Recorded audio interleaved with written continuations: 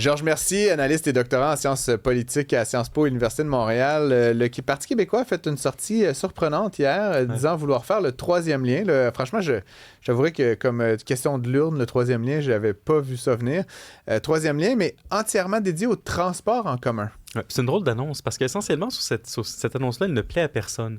Parce que les gens de Lévis et de Québec qui veulent un troisième lien à tout prix, ils le veulent pour leur char, pas pour devoir prendre l'autobus ou le tramway ou ce qui serait le transport en commun là-dedans. Puis les gens qui s'opposent au troisième lien, ils s'y opposent simplicitaire de plus en plus. Ils veulent pas de troisième lien. Ils en veulent juste pas de troisième lien. Bon, après, cela étant dit, il y a un moment où ce débat-là, il est complètement irrationnel au Québec, où on dirait qu'on est tellement clivé sur nos positions, où à Montréal, vous êtes forcément contre, puis à Québec, vous êtes parfois pour, qu'on est plus capable de se rendre compte qu'il y a un moment où notre capitale nationale, elle a seulement 2 ponts. Là. Puis côte à côte. Ils ne sont pas éternels, ces ponts-là. Peut-être qu'un jour, on va devoir bâtir un troisième lien dans les faits à Québec qui, bien rapidement, risque de devenir un deuxième lien. Right? Parce qu'un des deux premiers va tomber. Va être désuet, va tomber, il va devoir être remplacé. Donc, un jour, il va peut-être falloir qu'on le fasse, ce projet-là. D'ailleurs, si on l'avait fait depuis le moment où on a commencé à en parler, il serait peut-être déjà sur pied. Puis on aurait économisé beaucoup de Mais pourquoi, et donc je reviens sur la proposition de Paul Saint-Pierre Plamondon, pourquoi on voudrait, stratégiquement, tu es un stratège du PQ demain, à qui tu parles? Mais tu sais, la circonscription de Lévis, là, où ils ont présenté un candidat hier, c'est une des seules qui est très serrée. Hein. Les sondages sont à peu près où le PQ, le PCQ et la CAQ sont à peu près côte à côte. Bon, puis pour ces électeurs-là... C'est le comté de Bernard-Drainville. C'est le comté de Bernard-Drainville. Manifestement, pour ces électeurs-là, c'est un vrai enjeu, le troisième lien. Peut-être que le PQ sentait qu'il avait besoin de leur donner un ananas. Mais avec le transport en commun, c'est cette partie-là. Puis moi, je t'avouerais, tu sais, tout le monde me traite toujours de woke, de cube et tout, mais tu sais, moi, je transport en commun, good. Pour de vrai, limite, ça me parle à moi, mais tu sais, comme gars de Montréal, on se fout un peu de ce que j'ai à dire sur le troisième lien du transport en commun de Québec. Tu comprends ce que qui parle Paul Saint-Pierre Plamondon quand il fait une annonce comme ça? Le problème, c'est qu'il veut parler au désir des électeurs de ces circonscriptions-là d'avoir un troisième lien, mais il ne peut le faire qu'à partir de la posture qui se veut être celle du PQ sous sa gouverne, à savoir un parti rationnel qui se fie à l'expertise, qui respecte les études. Et là, ce qu'on nous dit, c'est qu'apparemment, le rapport de la CDPQ privilégiait un troisième lien. C'est ce qu'on reproche à la CAQ, d'ailleurs, d'avoir un peu fait fi de toute forme de raison dans son Bernard analyse. Drainville nous a quand même dit les experts, lâchez-moi avec les experts. La science. Puis en fait, lâchez-moi avec le CO2 en tant que ministre de l'Environnement. Non, mais c'est qu'il y a eu tellement d'allers-retours, ce troisième lien, que la CAQ a perdu sa crédibilité. L'approche du PQ, elle revendique quand même une crédibilité plus grande parce qu'on se dit, écoutez, on va le faire, mais on va le faire de manière rationnelle. Il ne faut pas oublier une autre chose. Le Parti québécois demeure un parti social-démocrate qui se dit soucieux de l'environnement, ce qui est une vraie contrainte dans sa proposition. C'était mon autre question pour toi, parce que ce que j'ai vu notamment passer sur les médias sociaux en réaction à cette annonce-là hier, c'est des péquistes, je pense, en fait des indépendantistes, à défaut d'être péquistes, qui disaient, tu sais, une autre manifestation du virage à gauche du PQ, puis qui s'en désolaient. Non, ben là, le transport en commun, c'est... les woke ont envahi le PQ. Là. Mais tu sais, le transport en commun, c'est un autre enjeu qui est vraiment niaiseux. Puis je pense qu'on doit avoir une position similaire là-dessus. C'est vraiment ni de gauche ni de droite. Il y a une panoplie d'études qui nous montrent que les bénéfices économiques d'avoir un système efficace sont plus importants que les coûts, et même parfois, si c'est gratuit. Je pense que c'est au Texas qui ont essayé ça aux États-Unis. Ils ont aboli le prix pour les billets. Les gens le prenaient gratuitement. Et dans les faits, ça a généré plus d'activité économique parce que des gens qui peuvent se déplacer facilement, c'est aussi des consommateurs qui vont dépenser ailleurs. On devrait tous être pour le transport en commun. Et pour les automobilistes, c'est moins de chars. C'est plus aussi moins de chars. La solution, c'est la tienne. C'est de se promener en trottinette. Trottinette overall, c'est certainement le choix. Et je voulais, finalement, revenir sur une autre affaire. On parle, toi et moi, de politique tous les jours. Je pense que ni toi ni moi, les gens supposent nos allégeances politiques. D'ailleurs, on a eu une petite conversation en privé là-dessus. Mais moi, je l'ai dit souvent, je suis québécois francophone, fier de ma patrie. Je rêve que le Québec soit une patrie riche. Tu votes oui ou non? Je le dis, ce micro est apolitique. Je le dis à chaque fois, l'idée... Mais... l'enjeu, je pense, c'est qu'on a de la difficulté actuellement avec... tu sais, il y a comme 50 nuances d'indépendantisme ou de nationalisme au Québec. Puis c'est comme... Puis tu sais, la chicane QS-PQ, notamment, est un peu ridicule. Tu sais, cette histoire de l'autobus, puis le PQ est à gauche ou à droite.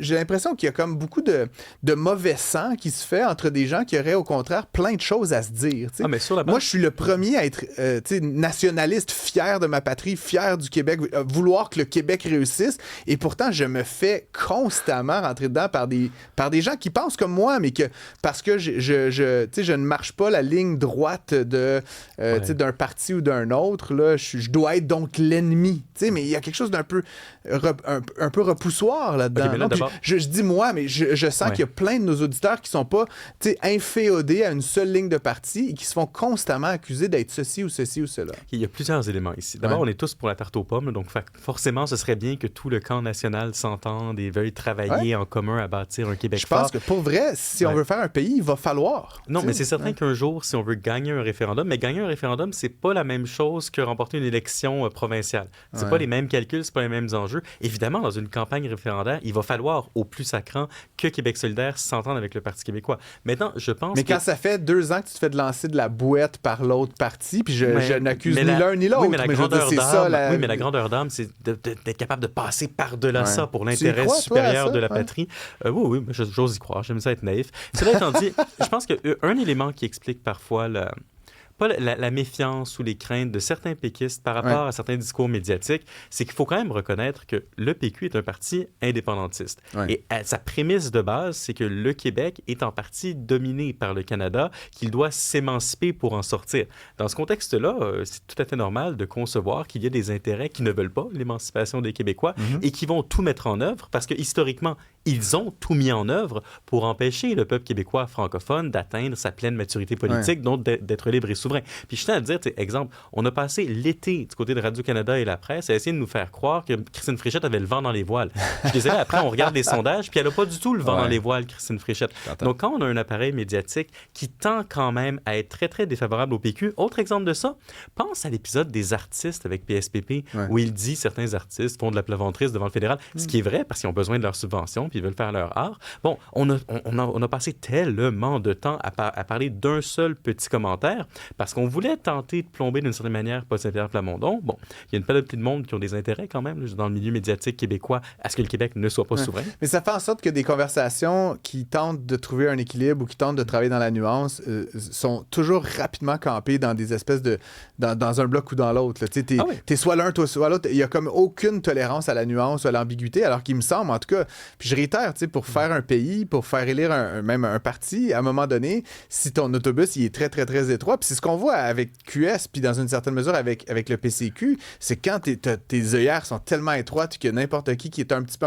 Tu sais, mon combat pour les véhicules électriques me rend inacceptable dans le Parti conservateur, alors que je partage plein d'idées puis plein de perspectives avec eux. De la même façon que j'ai probablement 90% des idéaux en commun avec les péquistes, mais coudonc, il suffit que je dise... Tu comprends? Oui, mais à la fin de l'histoire, un parti politique, c'est une chapelle, puis comme toutes les églises, on n'aime pas les apostats ou on n'aime pas ceux qui remettent en question certains dogmes de l'Église. Et ça, tous les partis fonctionnent comme ça, hein. Pas juste le PQ, les libéraux fonctionnent de la même manière, les conservateurs, QS. Bon, être en politique, souvent, c'est s'apparenter quasiment à un mouvement religieux. Lorsqu'on a un chef ultra charismatique qui redonne de l'espoir à des gens... Paul Saint-Pierre Plamondon. Qui redonne de l'espoir à des gens qui l'avaient perdu, on peut comprendre l'attachement puis la sensibilité. Après, juste un truc... Mais c'est dangereux. Ben, je sais pas si c'est dangereux, là. On verra s'il gagne ses élections. S'il gagne, manifestement, ça va fonctionner. Il y a un danger, c'est ce que je veux dire. Puis, tu sais, on n'accusera pas Charles Milliard d'avoir beaucoup de charisme là, actuellement, là, notamment, mais... Il y a une plante verte, là, qui en a plus. Ce que je veux dire, c'est que le danger, c'est que de suivre ce chef charismatique, comme tu dis, qui a un caractère un peu religieux, ben ça fait que ça risque de créer de l'excommunication là, sur des franges qui sont plutôt proches. Moi, j'ai envie de dire que les péquistes sont plus durs avec les péquistes qui ne partagent pas la ligne qu'avec les autres. Donc, c'est pas propre à nous. Après, un élément disculpant... Tu dis nous comme péquistes? Nous deux, là, c'est les commentaires qu'on peut recevoir. Mais un élément disculpant par rapport aux péquistes, quand même, là, pendant de nombreuses années, vous vous inquiétiez pour l'immigration, vous vous inquiétiez pour la culture québécoise, vous vous inquiétiez pour la nation québécoise. Ah, méchant raciste, ah, vous êtes pas bon, ah, vous êtes niaiseux, ah, vous êtes épais. Je pense qu'il y a quand même un mouvement de ras-le-bol où il y a certains discours qui sont dissibles désormais, qui ne l'ont longtemps pas été. Ça fait du bien de s'entendre puis de pouvoir parler. Dans ce contexte-là, peut-être qu'on est moins frileux à critiquer les fédéralistes qui nous rabrouent. Les fédéralistes qui vous rabrouent, qui nous rabrouent, je sais plus qui trop. Qui rabrouent le camp national. Le camp national. Georges Mercier, merci. Bon week-end à toi et on se retrouve lundi.